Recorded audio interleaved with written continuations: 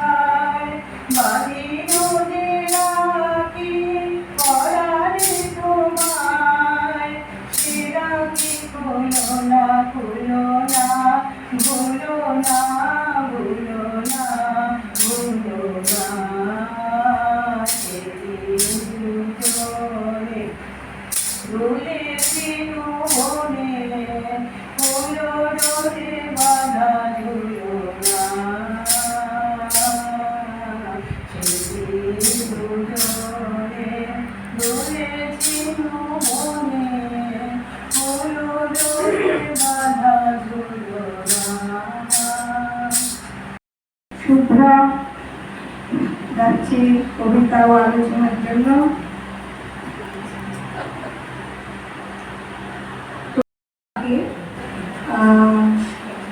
একটি কবিতা লিখতে বলা হয়েছিল, আমরা সেই কবিতাটা অনেক জায়গায় পড়েছ। উনি লিখেছিলেন এবং বলেছিলেন যে শরীরটা তো ভালো নেই, হয়তো সে অনুষ্ঠানে থাকতে পারবেন না। রামানন্দ চট্টোপাধ্যায়কে সেখানে রাখবার ব্যবস্থা ছিল, কিন্তু কবি সারাক্ষণ ছিলেন এবং খুব সুন্দরভাবে সেই অনুষ্ঠানটি এত ভালোভাবে হয়েছে তার প্রশির প্রশংসা করেছে। তোমরা সবাই কিন্তু জানো সেই কবিতাটা, এই বহুদিন হয়ে গেলে হ্যালো সবাইকে এই সন্ধ্যাবেলা অনেক অনেক শুভেচ্ছা দিয়ে শুরু করেছি। আমি প্রথমে কবির কথা বলছি, অল্প খুব সামান্য কিন্তু কবির লেখা একটু পাঠ করছি।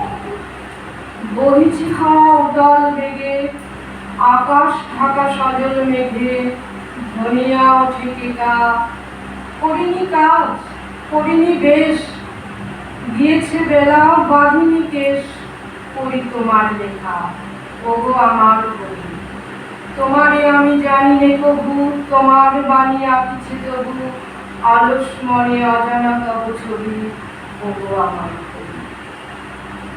বিশ্বের কবি, চিরন্তন কবি, চির নূতনের কবি, লহত নাম। তোমার সৃষ্টি, তোমার কৃষ্টি রয়েছে হৃদয় ভরি, তাহাদেরই আজ গান, কবিতা, গল্প, কথায় শ্রদ্ধাঞ্জলি করি। তিনি ছিলেন প্রকৃত সাধক, প্রেমিক ও দার্শনিক। মানবিকতার সত্তা নিয়ে, ঈশ্বর প্রদত্ত আলোর শিক্ষা নিয়ে তিনি এসেছিলেন, তাই তিনি চির অমর হয়ে আছেন, থাকবেন। তার সৃষ্টি আজও সমানভাবে প্রাসঙ্গিক ও সমকালীন। সুখে দুঃখে আবেগ অনুভূতি সকল ছোঁয়ায় তিনি হচ্ছেন আমাদের একমাত্র অবলম্বন ও আমাদের অবক্ষয়। তিনি ছাড়া আর কে আছেন? আধ্যাত্মিক চেতনার দিক থেকে তিনি বলেছিলেন, প্রত্যহ সূর্যালোকে বসে চেষ্টা করি ছোট আমিটার থেকে দূরে যাওয়ার আগে বড় আমিকে প্রধান করে তুলতে হবে, এটাই আমার সাধনা। তার মতে মানুষের বড় প্রয়োজন আপনাকে জানা। যতক্ষণ না এই আপনাকে জানা যাবে, ততক্ষণ নানা কিছু পাওয়ার জন্য দুঃখ থাকবে। আনন্দ থেকেই জীবের জন্ম, আনন্দের মধ্যেই সকলের জীবনযাত্রা, আবার এই আনন্দের মধ্যেই সকলের প্রত্যাবর্তন।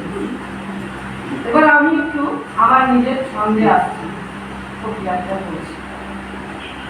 আকাশের এক রবির আলোয় উঠছে ফুটে ভোর, আরেক রবির গানের সুরে কাটছে ঘুমের ঘোর। এক রবির কিরণ ছটায় সকল ফসল ফলে, আরেক রবির শিল্প কলায় মোদের জীবন তরি চলে।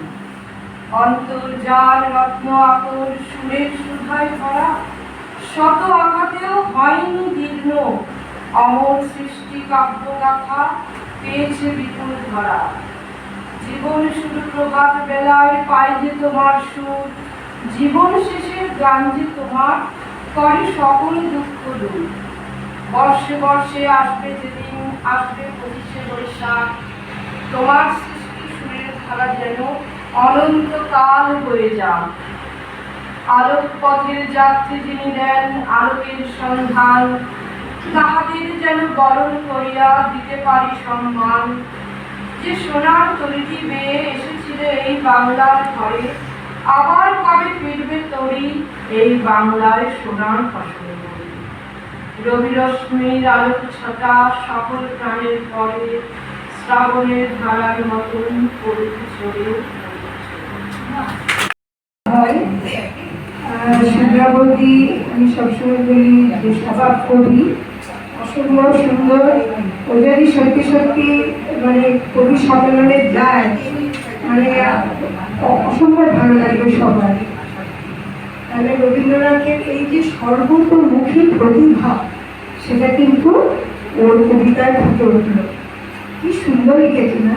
ফসল তৈরি হয় এক রবির দ্বারা, আমরা জানি যে সূর্য কিরণে ফটোসিনথেসিস হয় এবং তাতে খাদ্য তৈরি হয়।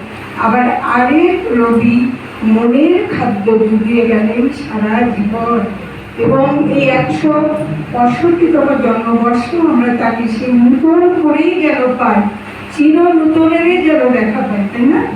তাহলে এই ছোট্ট কবিতাটি তিনি লিখেছিলেন শ্রীরামকৃষ্ণের শতবর্ষ উপলক্ষে। বহু সাধকের বহু সাধনার ধারা, ধ্যানে তোমার মিলিত হয়েছে তারা। তোমার জীবনে অসীমের লীলা পথে, নূতন তীর্থরূপ নিলয় জগতে।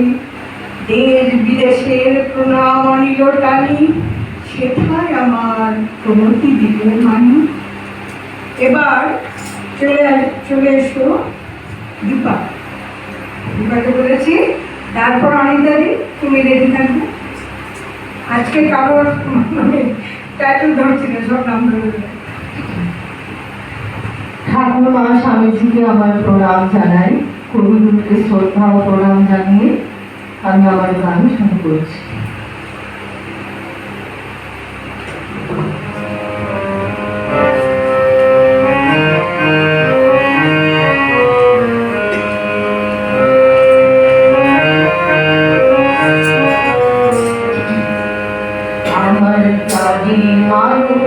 আছে প্রাণে তাই দেহে তাই সকলখানে মাঝের মানুষ আছে প্রাণে তাই দেহে তাই সকলখানে আছে সে নয়ন তারায় আছে সে নয়ন তারায় তাই না হারায় ও তাই দেখি তাই যেথায় সেথায় তাকাই আমি পানে গ্রামের মানুষ আছে প্রাণে তাই দেহে তাই সকলখানে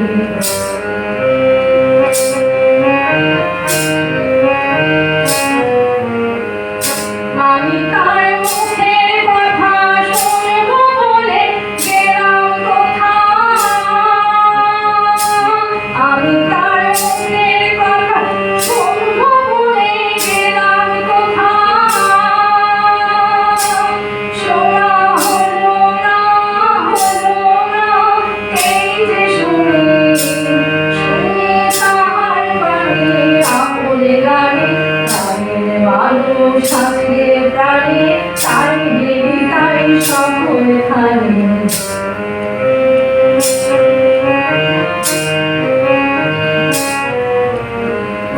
কেতরা কোনে স্থানে কামাল বেশে দাঁড়িয়ে দাঁড়িয়ে কেতরা কোনে স্থানে কামাল বেশে দাঁড়িয়ে দাঁড়িয়ে দেখা মেলে না তোরা আইনি ভেঙে দেখলে আইনি ভেঙে দেখলে আমার বুকে ওরে দেখলে আমার বুকে নয়নে প্রাণের মানুষ আছে প্রাণে তাই দেহে তাই সকলখানে প্রাণের মানুষ আছে প্রাণে তাই দেহে তাই সকলখানে আছে সে নয়ন তারায় আছে সে নয়ন তারায় তাই না হারায় ও তাই দেখি তাই যেথায় সেথায় তাকাই আমি পানি প্রাণের মানুষ আছে প্রাণে তাই দেহে তাই সকলখানে প্রাণের মানুষ আছে প্রাণে তাই দেহে তাই সকলখানে প্রাণের মানুষ আছে প্রাণে তাই দেহে তাই সকলখানে একটা ওয়ার্ড তুই মনে ভুল করে যে আলোর ধারায় কথাটা বলিস খুব সুন্দর হয়েছে, ভীষণ সুন্দর। আচ্ছা, এই যে গানটি গাইলো তোমরা নিশ্চয়ই অনুভব করেছো, যেহেতু পাঠে চোখও পড়ো, যে এই গানটার মধ্যে রয়েছে সর্বং কলিদং ব্রহ্ম। তাহলে রবীন্দ্রনাথের সমগ্র জীবনের ভিত্তিভূমি ছিল উপনিষদ। তার নিজের কথায় আমার জীবনের মহামন্ত্র পেয়েছি উপনিষদ থেকে। তেন ত্যক্তেন ভুঞ্জিতা মা বৃদ্ধ কস্য সিদ্ধনা। এই যে ঈশাবাস্য ঈশোপনিষদের প্রথম মন্ত্র, এটা সারা জীবন তিনি পালন করে আছেন। হ্যাঁ, এই ঈশোপনিষদ সবচেয়ে প্রিয় ছিল। এবার চলে এসো অনিতা, এরপরে আলপনা পাঠ রেডি হয়ে থাকবে।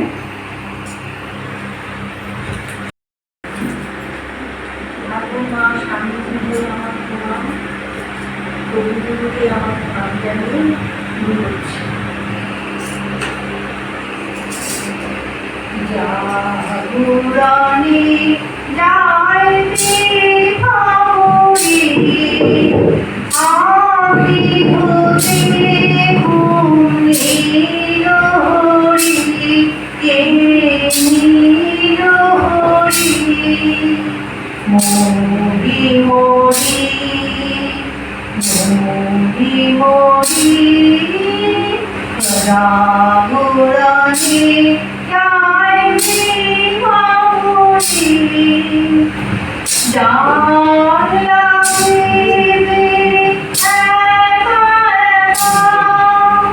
আখিতে পাশে তো নাহি দেখা জান লাগিবে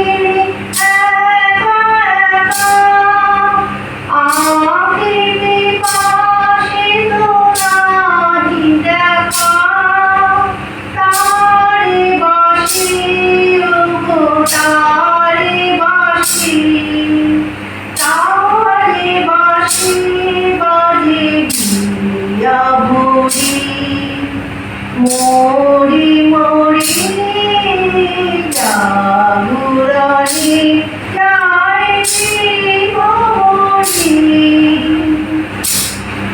বান্নাহি তবু কানে কানে কি যে শুনি কি যে শুনি তাহাকে বাজানি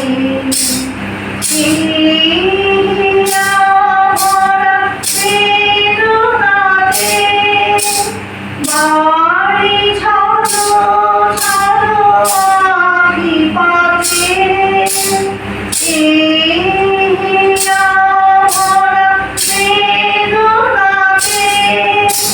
বাড়ি ছাড়ো ছাড়ো আখি পাতে ছায়া দুলে তারি ছায়া দুলে ছায়া দুলে জীবনী শিবরি মরি মরি মরি মরি জাগরানি যাইবে মরি আখি হতে ঘুম নীলহরি নীলহরি মরি মরি জাগরানি